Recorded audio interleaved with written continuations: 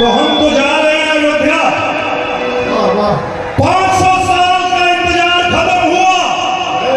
अयोध्या में मेरे प्रभु राम आ रहे हैं, हम तो वहां जा रहे हैं माथा टेक कर अपना ये जीवन धन्य बनाने कि मैं सौभाग्यशाली हूं कि मुझे ये अवसर मिला कि मैंने जीते जी अपनी आंखों से प्रभु श्री राम लला को अयोध्या में विराजमान होते हुए देख रहा हूं।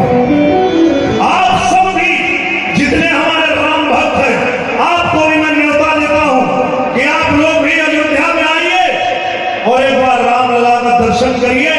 राम लला का दर्शन करके और एक बार जरूर बोलिएगा जय जय